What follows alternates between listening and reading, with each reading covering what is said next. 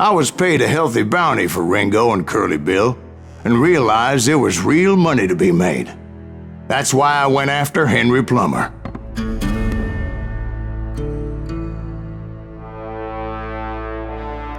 Wasn't he the sheriff who augmented his income by shaking down miners and robbing gold shipments? That's the one. Oh yeah, I remember him. He ran that gang of thieving outlaws called the Innocents. So it's true that you went toe-to-toe with him? Indeed I did, son. Indeed I did.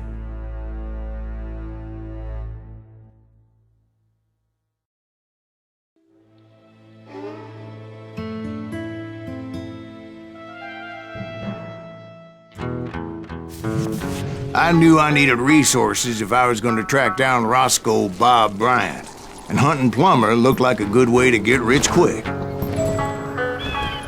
As the local vigilantes exposed him as the leader of the bandits, and put a generous price on his head.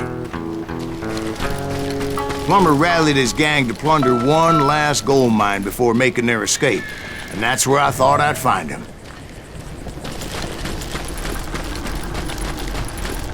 It makes me nervous standing so close to all these goddamn barrels of gunpowder.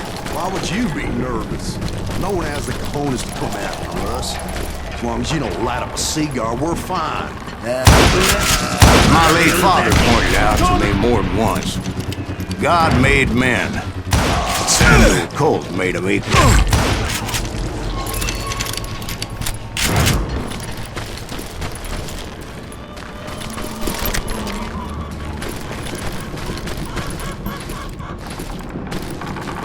I knew that dynamite wasn't mine, so I decided the polite thing would be to return it. It was the biggest gold rush since Sutter's Mill in '48. Unfortunately, prospectors weren't the only ones drawn to those riches. Time to blow your shit up.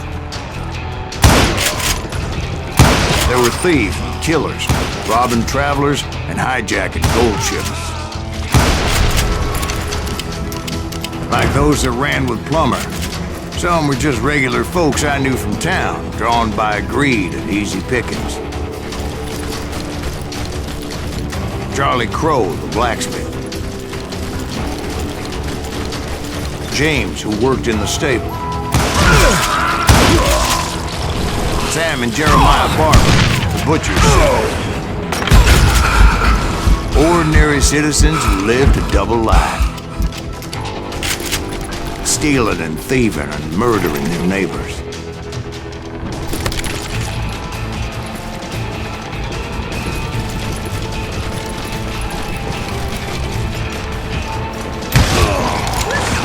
Of course, the rest were veterans of the Civil War. Stone-cold killers trained on the bloody fields of Shiloh and Antietam. Dangerous, desperate individuals. Plummer had a lot of men on his payroll. A hell of a lot.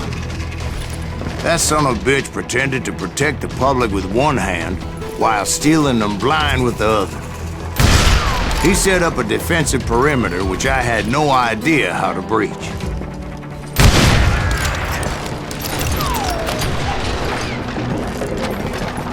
You know who we are.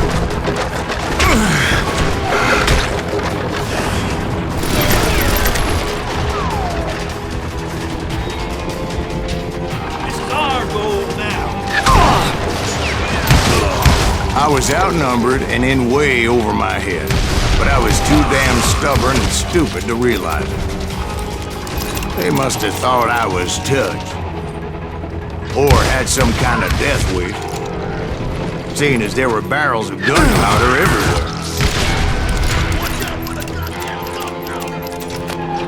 One stray bullet, one stray spark, and I'd be blown to hell and gone.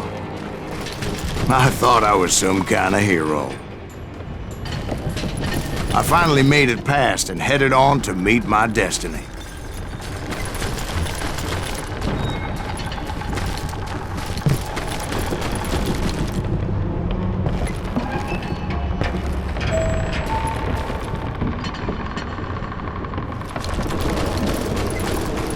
But first, I had something I needed to figure out.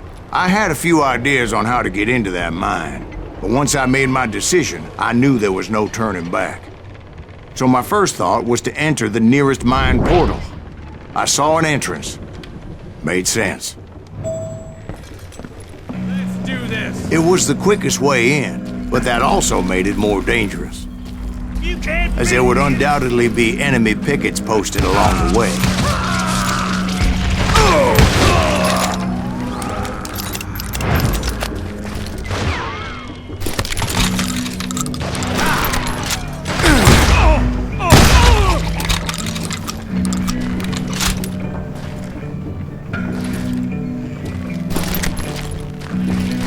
Besides, once you enter a mine like that, it's easy to get all turned around.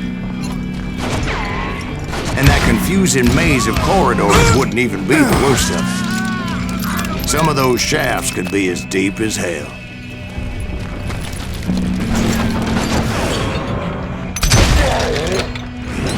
come out, you yellow bastard.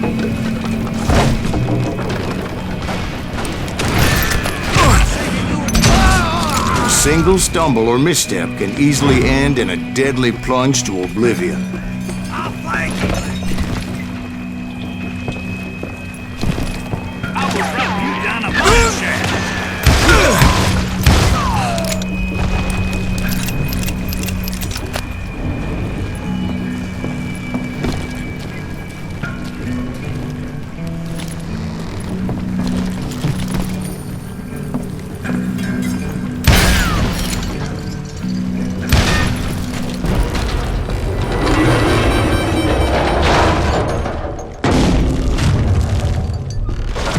I would just need to be careful not to blow myself to Kingdom Come.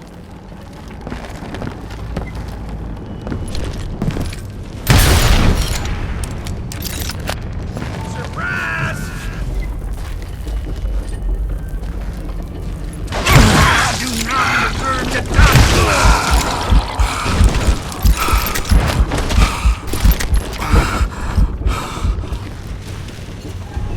One wrong bullet could have turned that mine into a dad-blasted tomb.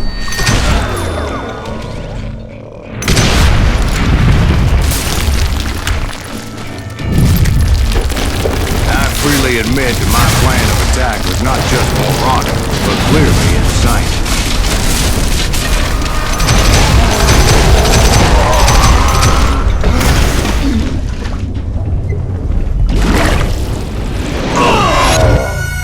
It's a good thing that I abandoned that ridiculous plan before I even tried it.